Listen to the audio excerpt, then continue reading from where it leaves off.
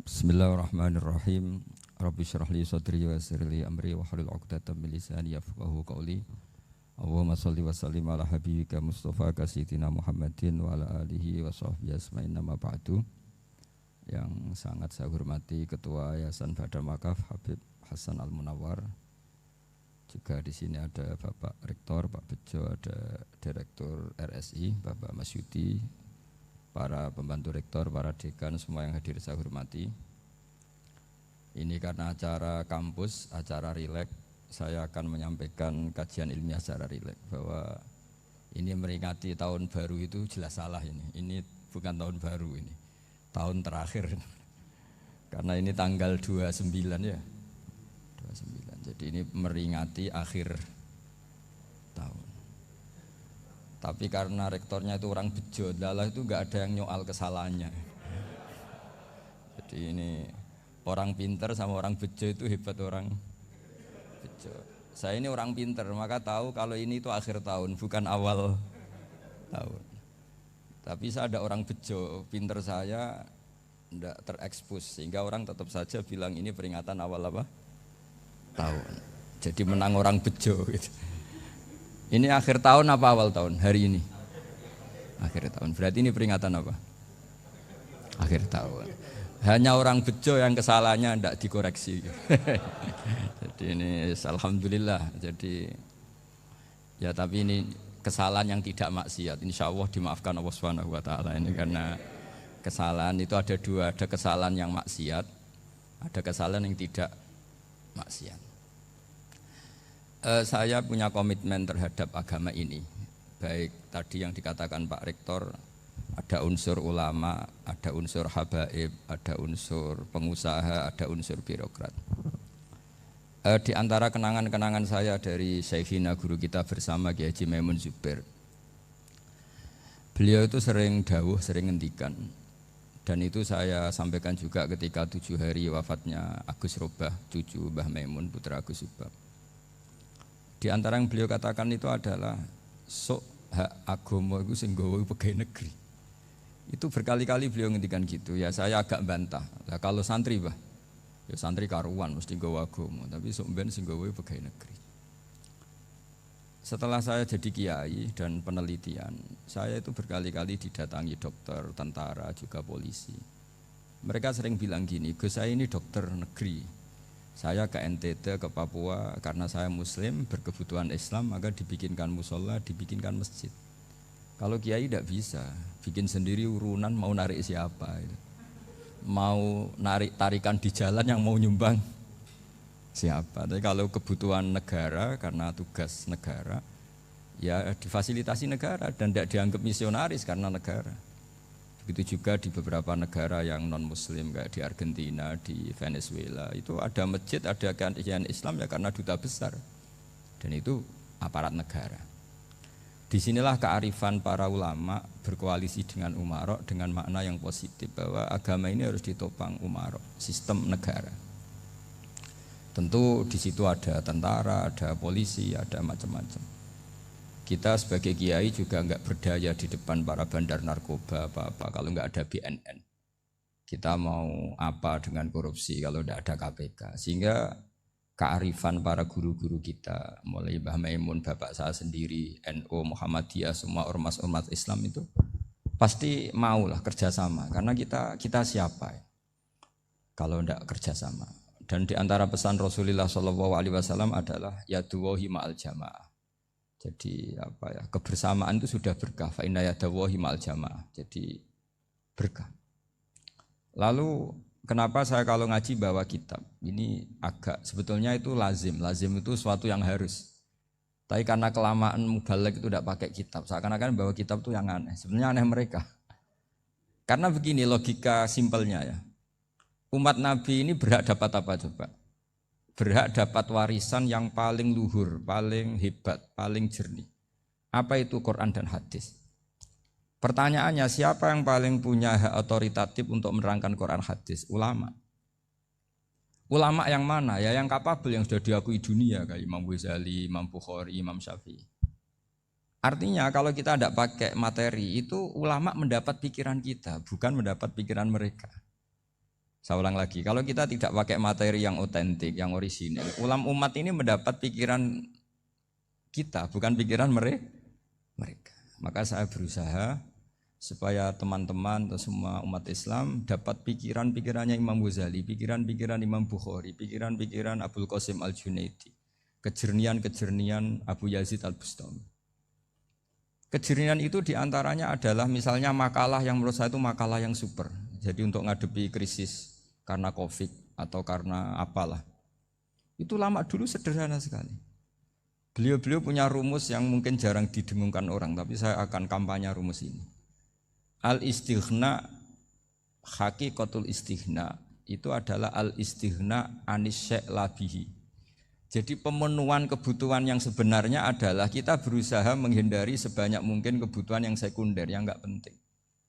Bukan memenuhi semua yang kita inginkan. Jadi misalnya begini ya, kalau kita lapar, itu keinginan kita itu makan enak apa asal makan? Tentu jawabannya asal makan yang sehat. Tapi kalau nuruti nafsu kita, makannya yang enak, teman makan ya enak. Terus di warung yang favorit. Ini kan satu kebodohan. Kenapa untuk makan saja butuh definisi sekian banyak? Yang kita harus kecewa, warung favoritnya bisa sudah tutup. Atau kita ke sana harus macet. Ribet. Yang benar-benar arif dan bijaksana itu adalah al-istighna anisya. Sesuatu yang tidak mendesak itu jangan jadikan kebutuhan. Sehingga kalau kita puasa misalnya, semua makanan itu enak karena kita sangat lapar. Sehingga Abul Qasim Al-Junaidi ketika ditanya, ma idamu to'am, lauk makanan itu apa? Jawabannya lucu, alju, lapar.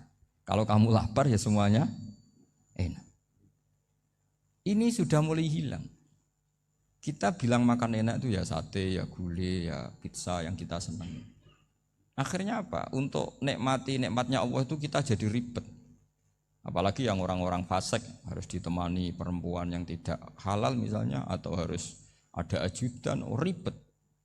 Nah pertanyaannya, orang yang ribet sama yang enggak ribet itu pinter mana? Pinter yang enggak ribet. Nah ini kearifan-kearifan yang mulai hilang. Lalu siapa yang bisa mewarisi itu? Ya ulama. Jadi ulama itu cara berpikir sebenarnya simple. Makanya mereka sering kalau tahajud itu, di antara makalah Sayyidina Ali paling terkenal dan yang menjadikan beliau punya derajat yang luar biasa, itu adalah kafani izzan an takuna li robban wa kafani fakhron an akuna laka abdan. Ya Allah, saya ini sudah begitu mulia, begitu terhormat dan sangat-sangat terhormat. Karena yang menjadi Tuhan itu Engkau. Jadi rumus pertama itu karena menjadi Tuhan itu Engkau. Hanya Tuhan yang abadi, Tuhan yang pertama, hanya Tuhan yang al-awwal. Coba ya Allah, kalau saya ini punya Tuhan Fir'aun, punya Tuhan mati jadi tontonan lagi, itu kerennya di mana coba? Andai kan kita punya Tuhan Fir'aun. Atau punya Tuhan yang asal-usulnya manusia, apapun hebatnya manusia itu, kita punya Tuhan manusia itu. Tuhan yang lapar, yang kalau nggak makan mungkin pingsan, mungkin bisa kena Covid, nanti Tuhannya diisolasi, kayak apa? Makanya ketika Tuhan Allah menyindir ketuhanan selain Allah itu, Allah hanya menyindir dengan kalimat sederhana, kana yakulanit to'am, yang kamu tuhankan itu masih makan. Artinya kalau nggak makan ya lemes. Jadi lama-lama ada orang gini, alhamdulillah tadi Tuhan mampir ke saya, kelihatannya lapar, setelah tak kasih makan sehat lagi. Susah enggak punya Tuhan yang seperti itu. Beda dengan Tuhan kita. Tuhan yang enggak butuh makan, enggak butuh minum, Al-Qayyum, zat yang berdiri sendiri tanpa butuh yang lain. Al-Awwal, sebelum ada langit bumi sudah ada Tuhan kita yaitu Allah. Bandingkan dengan Tuhan-Tuhan yang dipertuhan yang lain, yang adanya setelah bumi, misalnya Fir'aun dan sebagainya. Sehingga Sayyidina Ali pertama jadi kebanggaan apa? Kafani izzan antakuna li robban. Saya ini keren betul, karena punya Tuhan yaitu Engkau. Tuhan yang lahul asma'ul husna, Tuhan yang semuanya punya kebaikan, punya keabadian, punya keagungan. Terus wa kafani fakhron an akuna laka abdan, dan saya bangga sekali karena saya menjadi hambamu. Kalau saya jadi hambanya Pak Rektor ribet kan, sudah tak hormati ternyata nanti tidak rektor, ya kan ribet kan. Terus pokoknya ribet, jadi budaknya manusia itu ribet. Makanya ada seorang wali datang ke temannya yang jadi presiden atau jadi raja. Datang ke situ karena tidak punya uang, mau minta uang karena temannya raja. Setelah sampai sana ternyata temannya ini karena orang soleh pas berdoa, ya Allah saya minta ini, minta ini, minta ini. Terus si wali tadi pulang. Tanya, kenapa kamu pulang? Ternyata dia sama, masih minta-minta kayak saya. Jadi sederhana dia. Sama-sama minta kamu, minta zat yang kamu mintain katanya. Jadi dulu itu orang itu sebegitu dekat dengan Allah. Sehingga si raja ini terus ketemu wali tadi tanya, kenapa kamu menyepelekan saya padahal sekarang saya raja. Terus ditanya sama wali tadi, karena temannya, kalau kamu di padang pasir tidak bisa minum dan harus minum 1 gelas, dengan ongkos kamu harus mengasihkan semua kerajaan kamu demi minuman itu. Pilih mana, minuman apa tetap jadi raja? Ya saya milih bisa minum. Saya tidak raja tetap hidup, tapi kalau nggak minum mati. Bagaimana Anda bangga dengan satu kerajaan sing la yusawi kak samain, yang tidak sama dengan segelas air. Jadi artinya terus mereka melihat jadi raja itu ya biasa, jadi presiden biasa, jadi rektor biasa. Karena mereka biasa berlogika hakikatul izzah itu ya at-taqarrub ilallah, yang benar-benar terhormat itu ya dekat dengan Allah. Begitu seterusnya mereka bikin paradok-paradok yang aneh, tapi itu menjadi pelajaran. Bapak saya Ki Nur Salim itu senang baca anekdot Nasiruddin Koja. Itu kalau bikin orang-orang aneh, itu dia datang ke satu pesta, pakai baju lusuh, pakai sarung lusuh atau celana lusuh, sama Sohibul Bait yang punya acara dibiarin. Setelah dibiarin dia pulang pakai jas, pakai dasi, pokoknya keren. Dihormatin, pakai alpat, pokoknya dihormatin, silakan. Pas dia disuruh minum, minumannya itu disokkan saja ke sakunya. Jas, kamu harus minum yang banyak, karena kamu yang dihormati, bukan saya. Terus makanannya semuanya diletakkan di saku, ada yang apa, ayo kamu makan yang banyak. Alpatnya juga gitu, dikasih sate, apa, ayo kamu makan yang banyak. Mereka tidak melihat saya, melihat kamu. Akhirnya orang satu pesta itu istighfar semua, berarti kita ini salah. Terus dia pidato, kenapa kamu uang gitu? Tadi saya datang, orangnya sama.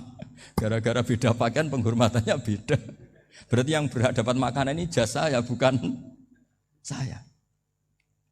Betapa naifnya kita sebagai orang. Ternyata kita masih hormat sesuatu yang seperti itu, yang atribut lah. Jadi orang-orang sufi itu orang yang bisa menertawakan dunia. Akhirnya ya, pertama dia dianggap orang gila, masa jas dikasih makan, dikasih minum. Tapi secara fikih dia benar, haram dia makan. Karena pas dia datang dibiarin, setelah pakai jas dikasih makan. Berarti hakikat yang dapat rezeki siapa? Jasnya apa orangnya? Jasnya apa orangnya? Jasnya. Jadi itu orang-orang sufi, kearifan orang-orang dulu itu bisa ngelola hal-hal yang keseharian menjadi luar biasa. Ada seorang wali melihat istrinya makan 1 piring, anaknya makan 1 piring. Ditanya, kalian kenyang? Wah kenyang sekali. Melihat anaknya minum kopi 1 cingkir senang, kalian senang sekali.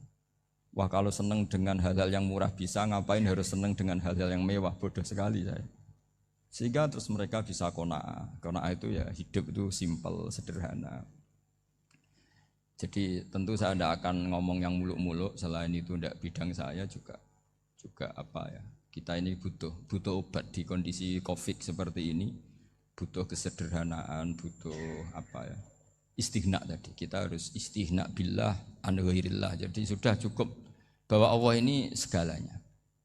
Sehingga tadi saya dengarin himnenya Unisula, yang paling saya kagum adalah dimulai dengan kalimat-kalimat thayyibah. Di antara tugas suci Nabi Ibrahim dan semua nabi adalah wa ja'alaha kalimatam baqiyatan fi aqibih. Nabi Ibrahim itu nabi yang diberi gelar Allah. Dia adalah nabi yang menjadikan kalimat tauhid itu kalimat yang abadi. Fi aqibih, di anak turunnya, di semua generasinya, baik anak turun karena gen maupun karena pembinaan, karena pendidikan. Ini penting sekali saya utarakan karena apa? Satu kehidupan itu sebenarnya digerakkan oleh kata-kata, oleh moto kalau orang bahasa modern. Sehingga banyak ulama mengatakan al-ibarat qutun li'ailatil mustami'in, bahwa redaksi atau moto atau pegangan hidup itu penggerak kehidupan. Sehingga sebetulnya manusia itu digerakkan oleh kalimah-kalimah itu, oleh moto-moto itu, oleh prinsip-prinsip hidup itu. Misalnya orang Palestina itu tiap hari ke pasar gitu. Mereka ke laut gitu.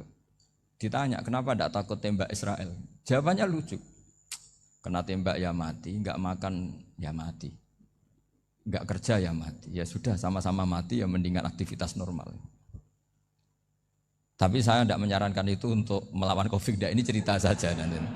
Kamu jangan provokator itu. Karena ini wilayah sensitif. Jadi banyak orang yang poligami. Kalau ditanya alasannya gitu, istri satu ya cerewet, dua ya cerewet, mendingan 4. Ya banyak ya gitu. Tapi ada yang kebalikan, istri satu cerewet saja hampir jantungan, apalagi 4, tinggal matinya kan gitu. Itu semua yang menggerakkan itu kalimat. Kalimat itu satu pegangan. Banyak orang loh yang nggak ingin jadi rektor tuh banyak loh Pak Bejo. Jangan kira semua dosen ingin jadi rektor. Melihat rektor sibuk rapat mempertahankan reputasi Unisula terus sering pegang kepala. Ngapain repot-repot? Jadi tukang sapu aja dapat gaji, ngopi, rokokan selesai. Bodoh amat jadi rektor, mikir orang banyak. Banyak loh orang yang nggak ingin jadi presiden tuh banyak. Karena ngopi nyaman, gak ada yang ganggu. Mau tidur sampai jam 9 siang juga gak ada yang ganggu. Sehingga mereka melihat pegawai negeri itu gak keren, orang kok diatur jam, disiplin. Itu memang cara Allah membagi rahmat. Mau kamu apakan coba? Cara syukurnya dia seperti itu. Bapak saya dulu tuh sering ngajarin saya, diajak jalan-jalan pagi-pagi. Melihat orang ngopi, makan uduk itu bapak seneng. Kok enak jadi wong awam. Ngene esuk-esuk nyemak bocah kesel kabeh kono enak ngopi rokokan. Bapak kadang iri sama orang awam itu iri. Sudah gitu berharap masuk surga kan enak sudah gitu. Tahu-tahu mati, tidak tahu ke surga apa ke neraka ya tidak tahu. Jadi nah, orang dulu itu orang yang bisa mensederhanakan dunia. Sehingga ya sudah cara bahagia. Makanya saya alhamdulillah saya ini kerjasama sama UII sama beberapa kampus. Memang amdan itu sengaja. Kampus itu ya punya sistem yang nggak bisa mewakili sistem kiai. Kiai juga punya sistem yang nggak terwakili oleh kampus juga sebaliknya saling melengkapi. Saya sering ketemu rektor UII, rektor kampus-kampus Islam. Mereka cerita, Gus pendidikan pondok harusnya dimodernkan gini-gini. Saya bilang, kalau pondok modern kayak kampus itu nanti saya ketemu Allah tidak bisa jawab. Kenapa Gus? Saya beri contoh gini. Kalau misalnya perempuan perawan lah atau apa saja, pokoknya perempuan mau tanya tentang menstruasi atau haid. Kalau semuanya sistem kampus, dia harus kuliah dulu, registrasi dulu, kuliah dulu, bayar dulu, dan dapat jawabannya nunggu mata kuliah pas itu. Bandingkan kalau sistem pondok, saya tuh sering ke pasar sama anak saya dicegat sama ibu-ibu, Gus, anak saya ngalami gini-gini, keluar darah terus menerus, nggak 6 hari tapi 1 bulan penuh. Itu hukumnya apa Gus ya? Nanti saya mau sowan ke jenengan. Nggak usah sowan di sini aja. Ya sudah, sebelum mengeluarkan darah yang rutin seperti itu biasanya haidnya berapa hari? 6 hari ya sudah ikut yang 6 hari, yang lainnya istighatsah. Ngoten tok Gus, ya udah ya. Begitu terus di masalah udhiyah. Ya coba kalau semuanya pakai sistem kampus, daftar dulu, bayar dulu. Jadi ini nggak ada jawabannya, nunggu mata kuliah itu baru dapat jawaban. Itu biasa nggak sholat bertahun-tahun karena belum ada jawaban tentang itu. Nah itu kalau misalnya orang mati, tahunya cara memulasara jenazah itu nunggu kuliah dulu, pas mata pelajaran itu dulu, baru menangani orang mati. Berarti orang mati itu tergeledak semua. Tapi kalau kiai kan enggak, kesini orang mati terbakar, kalau dimandiin malah badannya copot-copot, itu gimana hukumnya? Ini ada orang mati Gus Kendat, ini disolati apa enggak? Ada orang mati oplosan ya kan? Itu disolati enggak? So sering ditanya gitu. Enggak usah registrasi Pak Rektor. Enggak usah registrasi, enggak usah daftar, enggak usah seminar. Makanya kalau orang kampus wani kiai itu ya kualat tenan itu, karena ini yang on time ya. Tapi pondok seperti saya ya ikrar seikrar-ikrarnya pentingnya kampus karena melatih efisiensi waktu, disiplin, tata kelola manajemen sehingga kita ya hormat. Tapi tadi Kita harus saling melengkapi sehingga saya tunjukkan ke publik bahwa saya hormat sekali sama polisi, sama tentara. Coba kita bisa apa ngadepi bandar narkoba kalau enggak polisi? Bisa apa coba menjaga NKRI kalau enggak tentara? Begitu juga ya sudahlah kita memang fa inna yadallahi ma'al jamaah. Kita berkah itu kalau bersama-sama. Enggak bisa kita sendiri.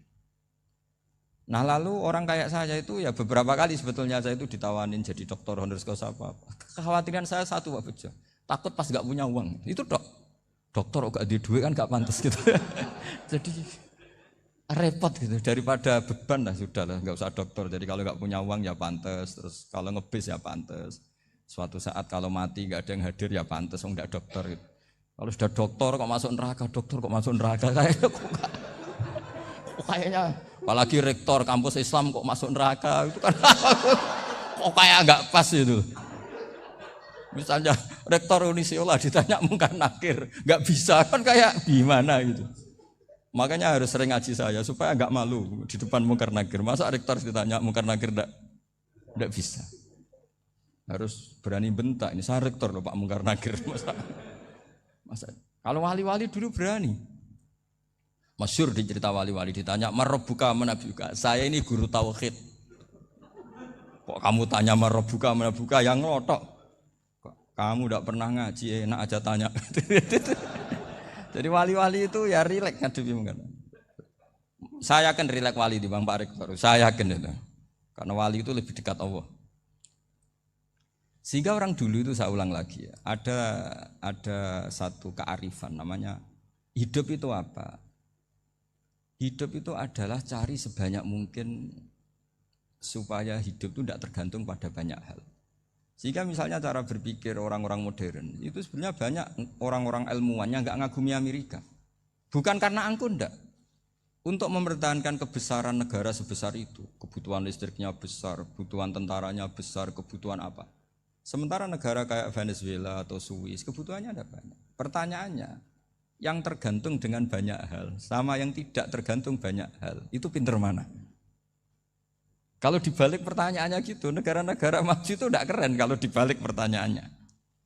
Orang yang untuk mempertahankan eksistensinya banyak, butuh banyak hal, dengan yang tidak butuh banyak hal, itu pinter mana? Orang yang bahagianya nunggu jadi dokter, nunggu jadi kiai besar, kiai viral, dengan orang yang bahagia cukup dengan ngopi, itu pinter mana? Tapi kalau dibalik pertanyaannya, orang yang tahunya nikmat hanya kopi, dengan nikmat yang banyak, pinter mana? Makanya Mbah Mun tuh kalau guyon itu lucu. Aku iku sakake ambek wong desa sing mlebu swarga. Saya dulu eskal mlebu swarga kok disakeni. Akhirnya beliau memberi penjelasan. Wong desa iku roe pakanan enak, iku mau kopi mbek uduk. Lah swarga iku mau nuruti sing dikarepno.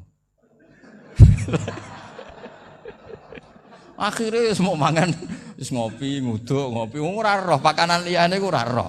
Nasi mandi ya ora roh, pizza ya ora roh apa-apa. Terus saya bilang, wah lah niku nak nganti selera tentang wanita cantik. Iku juga sederhana. Rodok pesek ya wis cantik, rodok ireng ya wis. Apa bidadarinya seperti itu karena saking enggak pengalamannya. Jadi surga itu kan nuruti apa yang diinginkan. Kira-kira keinginan orang kampung kalau di surga itu apa coba? Makanan apa coba? Ya nak senengnya ketemel gemblong itu. Nah, artinya malaikat lebih suka nangani surganya orang-orang kampung timbang Pak Rektor. Ini sudah ribet ini. Makanan apa saja sudah dicoba. Terus kalau di mall tahu orang macam-macam, seleranya macam-macam pasti. Enak mana kalau sampai jadi malaikat pelayan surga? Suka ngelayani orang kampung apa yang orang kota? Orang kampung kan? Jadi ya itu guyon tapi itu menjadi pikiran kita bahwa orang yang banyak kebutuhan itu sebetulnya banyak kebodohannya karena menggantungkan kebahagiaannya dengan banyak hal. Makanya Imam Syafi'i ngendikan istighna itu apa? Al istighna anisya'i. Yang dikatakan kecukupan adalah berusaha sebanyak mungkin banyak hal tidak kamu butuhkan. Bukan memenuhi semua kebutuhan kamu karena nafsu kamu ini tidak ada batasnya gitu. Kalau kamu penuhin nggak akan selesai. Itu ada perempuan yang kurang cantik itu minta doa saya, Gus doain suami saya kaya. Terus tak guyonin, terus nggak minta. Kalau suami kamu kaya, yang pertama dirubah itu apa? Rumah supaya rumah saya bagus. Kedua apa? Mobil supaya mobil saya bagus. Nanti yang dievaluasi itu kamu. mobil bagus, Alphard, rumah mewah, istrinya kamu, pasti itu dievaluasi. Langsung enggak usah. Sudah gini aja kan. Jadi pertama yang dievaluasi itu kaya itu, coba kalau suami kaya itu yang dievaluasi pertama rumah ya. Rumah ganti. Setelah itu apa? Mobil. Kira-kira berikutnya. Akhirnya sudah enggak jadi. Nabi Ibrahim itu pernah minta umur panjang. Keren umur panjang. Sama Allah enggak dijawab. Datang orang tua gitu mertamu ke Nabi Ibrahim. Terus disuguhi dikasih kurma. Apa itu? Kok kurma apa? Anggur yang sudah matang sekali. Sudah dimakan. Setelah dimakan meler keluar lagi. Dimakan lagi meler lagi. Terus Nabi Ibrahim masuk lagi ke kamar. Ya Allah, doanya tak cancel. Nanti kalau saya tua kayak itu. Jadi Allah itu enggak jawab langsung tapi ngirimkan itu. Akhirnya ya Allah enggak jadi. Nanti takut itu. Saya pernah ngalami jadi kiai tadi, ada ibu-ibu ya enggak pati cantik lah. Suaminya tuh miskin sekali. Minta doa saya supaya kaya. Bareng tak kasih pertimbangan itu udah enggak usah. Enggak jadi. Jadi itu kearifan. Tapi kearifan ini harus kita tanamkan. Saya enggak bisa membayangkan Indonesia yang besar ini andai kan enggak ada qanaah. Nerimo ing pantum. Coba sekarang ada Covid. Andai kan Indonesia tuh kayak Perancis. Saya beberapa kali punya tamu orang yang hidup lama di Perancis, bahkan dapat istri orang Perancis. Itu dulu gak begitu mencintai Indonesia. Tapi setelah di Perancis 2 tahun, wah Indonesia hebat. Di Perancis itu kata dia kalau cerita, semua kebutuhan masyarakat itu dibebankan ke negara. Apa saja minta negara, apa saja nyoal negara. Sementara Indonesia, coba kalau Indonesia mengalami seperti ini kok tidak ada qanaah rimo ing pantum, bisa kios Indonesia. Orang miskin nyalahkan negara, kelaparan nyalahkan negara, apa saja. Tapi barokahnya dididik kiai, jogeman nyalahno wong liya. Urip pun romo ing pandum, diame. Sampai gak ngerti kalau Covid. Banyak tuh orang-orang kampung itu, orang lugu-lugu itu.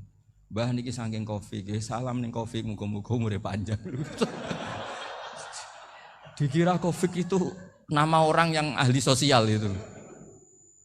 Mbah niki dana saking Covid.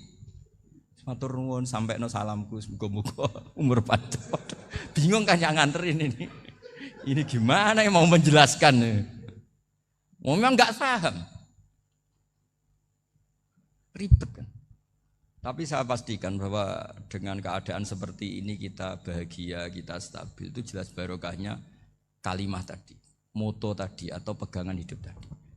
Makanya disebut al-ibarat qutun li'ailatil mustami'in, bahwa redaksi atau kata-kata atau pegangan atau filosofi hidup, apalah namanya itu adalah penyemangat. Penyemangat. Karena kata-kata ini memang luar biasa. Ketika sahabat perang demi kebenaran, zaman itu ya pasti benar karena yang dibela Nabi. Dulu itu kan enak zaman Nabi, yang dibela mesti benarnya, musuhnya mesti salahnya. Sehingga dulu itu memang harus tegas. Kalau sekarang mau tegas gimana? Yang kamu bela tidak mesti benar, musuhnya tidak mesti salah. Ribet kan kalau misalnya saya tukaran sama Pak Rektor, kamu mau bela mana kan bingung. Saya tidak mesti benar, saya tidak Nabi. Pak Rektor apalagi tidak mesti benar lagi kan? Ribet kan? Jadi kalau kita mau perang sekarang itu mau pede gimana? Enggak.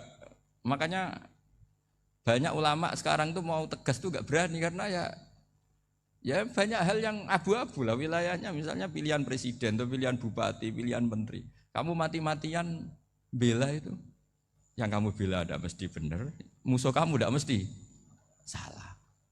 Misalnya pilihan bupati, wah ini kabupaten ini baik kalau bupatinya ini, yang satu bilang ini, terus tim suksesnya kamu tanya, kamu yakin? Ya tidak juga. Lah kenapa semangat? Kan saya botohnya, paling alasannya ya itu aja, bukan yang lain. Beda dengan zaman Nabi, Nabinya mesti benar, Abu Jahalnya mesti salah. Kan enak, aturan mainnya jelas. Singkat cerita dalam perang itu banyak sahabat yang alami luka, ngalami apa gitu. Kemudian curhat ke Nabi, ya Nabi gara-gara derekkan jenengan, ngikuti jenengan saya harus ngalami seperti ini. Ngiranya orang itu diapresiasi sama Allah keluarnya. Ternyata sama Allah enggak diapresiasi. Malah diturunkan ayat intakunu ta'lamuna fa innahum ya'lamuna kama ta'lamun wa tarjuna minallah ma la yarjun. Kalau kamu sakit karena perang, orang-orang kafir itu ya sakit, itu saja berani padahal demi kekafiran. Wa tarjuna minallah ma la yarjun, padahal kamu punya nilai lebih yaitu berharap kepada Allah yang mereka tidak punya. Saya jadi kiai itu ya kadang mangkel. Karena yang benci ya benci, yang seneng itu ngel-ngel loh kayak Pak Bejo. Jadi semuanya ribet. Nah iya, yang benci ya ganggu, yang seneng ya ganggu, tambah nemen. Seribet. Tapi kalau sudah ingat bandar narkoba, mereka berhadapan dengan polisi, kadang ditembak karena kesalahannya terlalu fatal. Antar persaingan mereka juga bisa tembak-tembakan karena merebut pasar narkoba. Itu saja mereka berani. Kok kita yang jadi kiai kadang dicium tangannya, dihormati gak berani, hanya takut apa ya, musibah-musibah kecil lah, atau problem-problem kecil. Lah iya, kalau kita bandingannya gitu. Kalau kamu mau tahajud kedinginan, itu masih nanti dihisab Allah itu gitu. Maling ayam itu keluar malam-malam, hanya dapat ayam. Itu gak takut dingin. Ya gak takut digebuki masa. Kamu mau tahajud saja takut dingin. Makanya nanti hisabnya orang soleh itu nanti dijajarkan orang dolim. Terus diperbandingkan. Wah itu habis kamu kalau itu. Jadi misalnya Unisula mau rapat, tapi ini malam, kalau malam dingin nanti saya masuk angin. Anak-anak pang di perapatan aja berani kamu. Kalau sudah perbandingannya gitu tuh ribet kita nanti. Makanya itu kalimat itu moto atau filosofi hidup. Sehingga diulang lagi nasihat itu. Iyam saskum korhun fakodu masal koma korhum mislu. Kalau kamu kena luka, orang-orang yang enggak benar juga akan kena luka. Itu aja berani demi ketidakbenaran. Masa kamu demi kebenaran enggak berani? Akhirnya orang itu, ya itu kalimat, itu heroik. Makanya kita ini penting ya, makanya tadi himne Unisula dimulai kalimat thayyibah. Karena kalimat ini yang menjaga kita kalimat ini. Misalnya tentang Tuhan. Kenapa orang Islam imannya kokoh seperti ini, termasuk yang sudah hidup di Amerika, di Australia, di mana-mana. Itu ya barokahnya ajaran atau barokahnya kalimah. Saya sebut kalimah saja pakai bahasa santri. Karena la ilaha illallah itu dalam tradisi santri disebut kalimatu haqqin alaiha nahya wa alaiha namut wa alaiha nub'ats. Ada yang riwayat wa biha nub'ats insyaallah taala minal aminin. Kenapa mereka di mana-mana meskipun sekolah di Amerika, di Australia, bahkan di Uni Soviet tetap mukmin? Itu barokahnya ajaran yang benar. Allah itu siapa? Tuhan. Tuhan itu sifat dasarnya apa? Awal. Dia harus wujud awal sebelum makhluk yang lain. Sehingga ketika ada negara yang maju, yang tertib, manajemennya tertib, masyarakatnya makmur, tapi punya Tuhan yang tidak seperti itu, tidak awal, itu sudah gak nyaman. Karena ndaklah keren Tuhan saya, karena Tuhan saya itu al-awwal, zat yang pertama. Tuhan saya keren lah, zat yang gak mati. Tuhan yang gak mati, yang gak pernah mengalami kematian. Sehingga tontonan atau yang dilihat kenikmatan-kenikmatan yang lain ini tidak mengubah dia pendirian tentang Tuhan. Karena mantapnya satu kalimat tadi bahwa Tuhan itu ya harus satu, harus awal, harus tidak mati, tidak rusak, tidak mengalami apa-apa yang membahayakan. Sehingga ketika ditawarin Tuhan yang lain meskipun menjanjikan secara finansial atau kemakmuran, mereka gak tertarik. Itu coba, itu barokahnya makmur apa barokahnya ajaran? Barokahnya ajaran, sering negara Islam itu kalah makmur dengan mereka, tapi barokahnya ajaran ini tetap apa? Tetap Islam. Makanya Nabi Ibrahim, Nabi yang sukses bikin wa ja'alaha kalimatam baqiyatan fi aqibi. Sehingga kita ini bekti sama orang tua misalnya, itu ya karena ajaran. Suwargamu itu karek wong tuamu, nak wong tuamu ridho, Allah ridho, nak ora ridho, Allah ora ridho. Ridho wa fi ridhol walidain wa sakhatu wa sukhtu wa fi sakhatil. Sehingga ketika ada orang tua yang agak brengsek gitu, anak-anak tetap hormat. Punya orang tua yang miskin, yang sudah miskin, tukang tombok nomor, banyak kan di kampung gitu, ya tetap hormat. Coba kalau dari awal kita ngajari orang tua kamu hormati ya, kalau baik, kalau enggak usah. Bisa geger Indonesia. Tapi barokahnya ajaran-ajaran itu Indonesia tertib karena ada ajaran. Nah ini di sini ini pesantren dan Unisula semua harus berkontribusi membuat ajaran yang benar itu adalah ciri utama Islam. Sehingga Islam ini dimulai dengan ajaran kalimatu haqqin alaiha nahya wa alaiha namut. Sehingga kita tenang seperti ini. Saya ini termasuk kiai yang tenang. Meskipun kata orang banyak saya ini kiai besar, tapi termasuk kiai yang paling tenang. Termasuk yang paling tenang. Karena saya ini pakai mazhab orang-orang hebat. Saya berkali-kali cerita, orang kayak Imam Syafi'i itu orang yang luar biasa. Saya berkali-kali cerita, orang yang tadi nyium tangan kamu ya Imam Syafi'i, di belakang tuh ngerasani kamu, menghujat kamu. Jawabannya enak saja. Berarti saya alhamdulillah orang yang wibawa. Buktinya di depan saya enggak berani. Jadi enteng saja. Diceritain sebagian kampung, sebagian separuh dari warga kamu itu enggak suka kamu. Ya bagus lah enggak suka saya, enggak akan utang duit saya. Di mana-mana orang utang itu karena teman dekat. Kalau enggak seneng pasti minimal enggak utang, enggak pinjam mobil, enggak pinjam apa. Berkah mana yang seneng sama yang gede? Jadi dianggap enteng saja. Semua yang dialamin dianggap enteng saja. Misalnya punya istri pemarah, ya baguslah marahin suami. Kalau marahin tonggo malah ribet.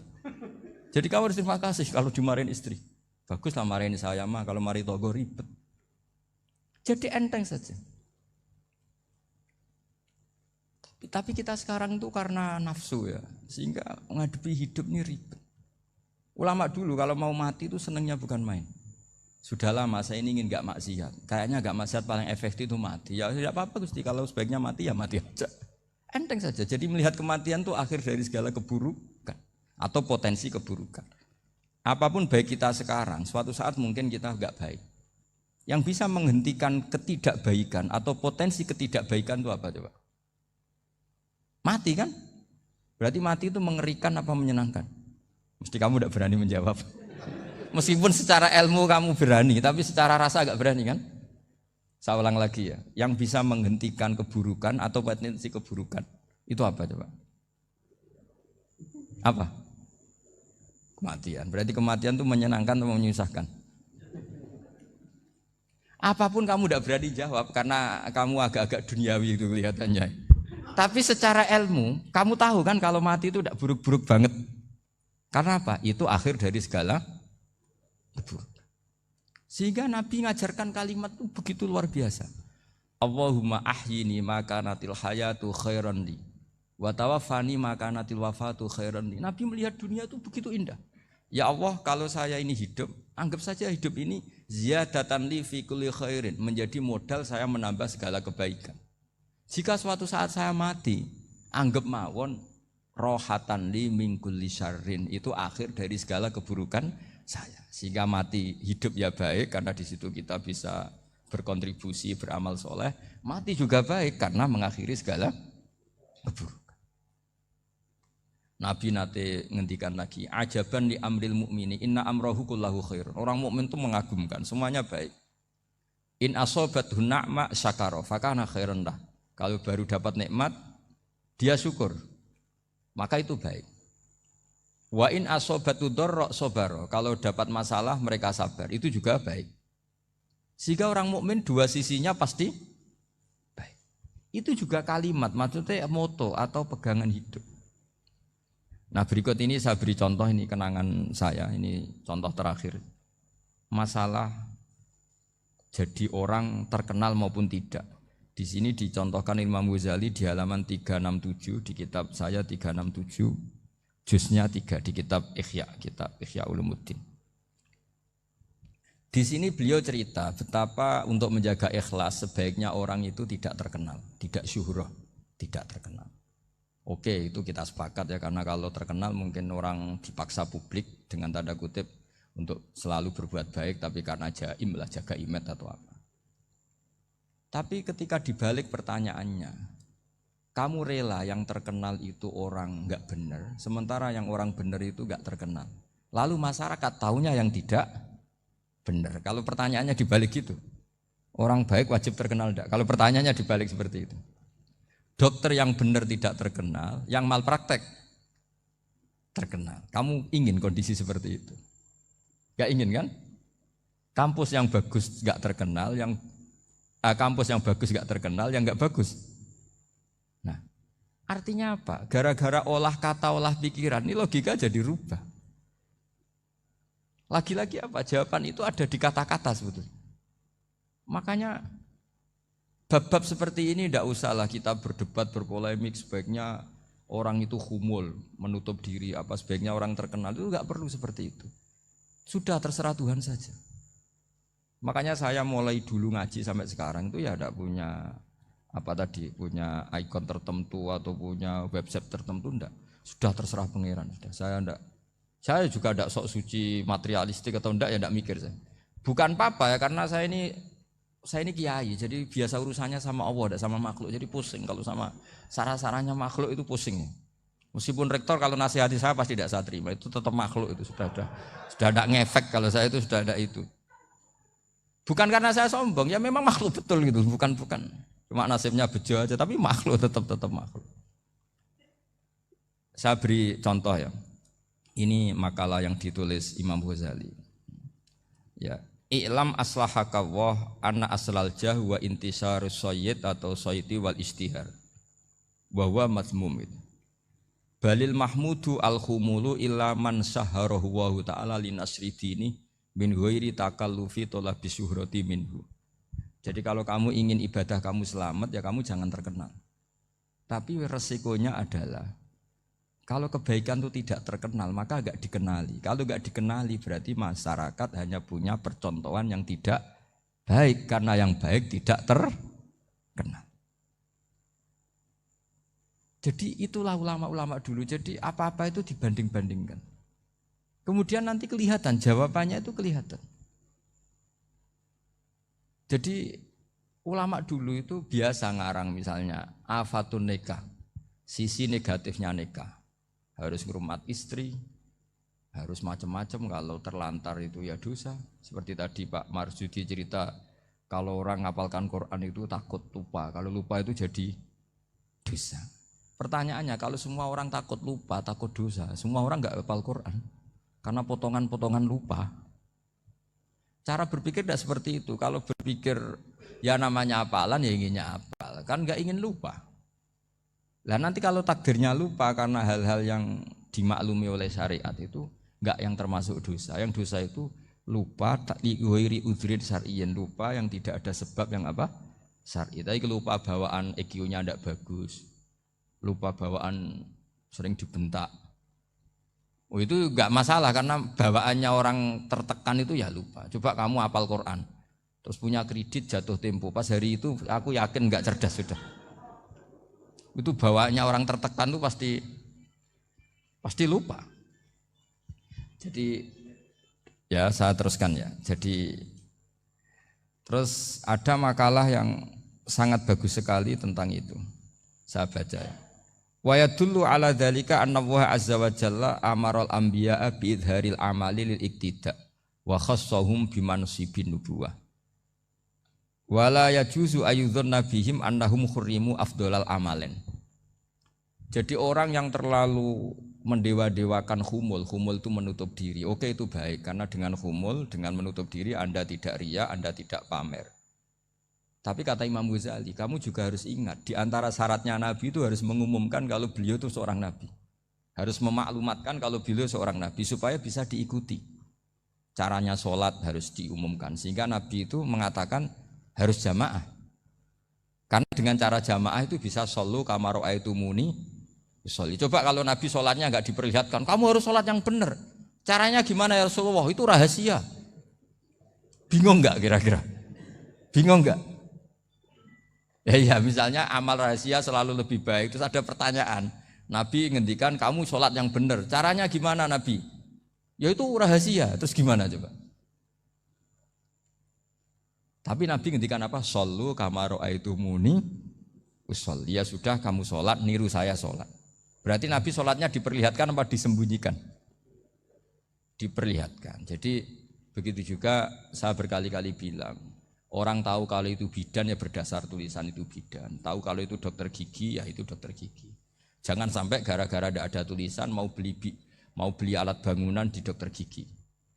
Mau periksa gigi di toko bangunan. Gara-gara apa? Enggak ada maklumat. Nah, di sini ulama-ulama selalu memaklumatkan dirinya.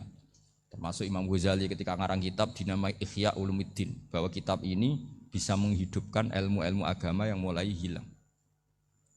Begitu seterusnya. Jadi ini ngaji ya, jadi orang itu harus ngerti ya, jadi jangan nuruti emosi sendiri atau logika sendiri. Bahwa saya suka humul, ya monggo, agama Islam menyediakan sarana itu. Uzlah itu ya punya sisi kebaikannya sendiri. Tapi syuhrah terkenal asal tidak nuruti nafsu juga punya sisi kebaikannya sendiri. Setidaknya umat ini punya satu master kebaikan yang mudah diakses.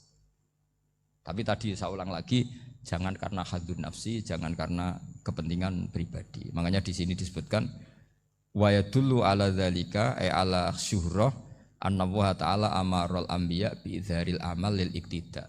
Allah selalu memerintahkan para nabi kalau ngamal kebaikan ya harus dimunculkan supaya bisa ditiru. Yaitu tadi kita tidak bisa bayangkan kan kalau misalnya Nabi menyuruh kamu harus sholat yang benar, kemudian sholatnya Nabi sembunyi.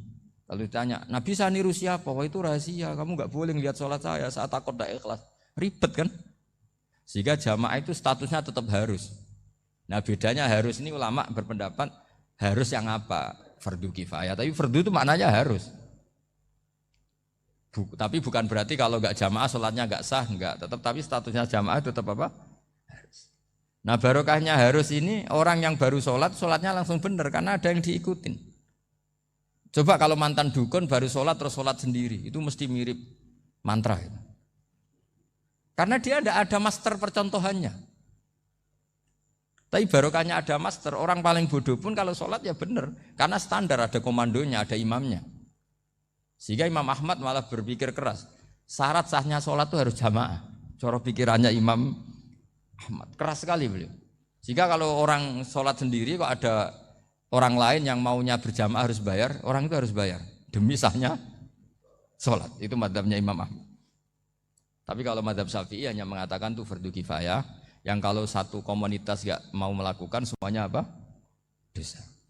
Ya jadi ini sebelum sesi ringan tanya jawab, hanya 2 saja tanyanya, nggak boleh banyak-banyak, nanti nggak pulang-pulang saya. Jadi tak baca lagi biar dapat berkahnya Imam Ghazali. Wa qala qaumun asirru afdalu minal alaniyati. Terus kata sebagian ulama al alaniyah itu afdal minas sirri. Terus diperbandingkan baik yang mana amal dipertontonkan sama ndak. Terus kata Imam Ghazali, kalau orang itu bisa jaga tidak riya, maka sebaiknya dipertontonkan karena kebaikan harus yang muncul, bukan yang tidak baik yang muncul. Makanya ketika Unisula memaklumatkan diri sebagai ingin jadi generasi khairah ummah, itu kalau diterjemah itu kan, wow, khairah ummah, umat terbaik. Itu kan kayak agak angkuh. Tapi nggak apa-apa, itu nggak apa-apa. Masa kita kampanye Unisula siap degradasi moral, kan ya lucu kan? Masa jualan gitu kan ya lucu. Ya sudah, kita memang ingin mengkhidmati ummah, berbakti dengan umat, membantu supaya jadi generasi khairun apa? Ummah. Tidak apa-apa, dimaklumatkan supaya dengan itu umat punya sarana. Oh kalau ingin jadi khairun ummah, kuliah di sini. Jangan lalu enggak gitu. Ya sama kita dokter, maklumatkan saja dokter gigi, dokter kandungan, dokter bedah. Sehingga orang kalau mau bedah ya jangan ke dokter kandungan. Jadi barokahnya maklumat ya. Jadi saya mohon sekali ini, saya sendiri sebetulnya orang yang enggak siap terkenal sebetulnya, tapi ya sudah terserah Allah saja. Kalau itu cara Allah menyebar kebaikan, ya monggo. Pokoknya kita tawakal saja sama Allah Subhanahu wa taala. Ya, saya kira demikian. Assalamualaikum warahmatullahi wabarakatuh.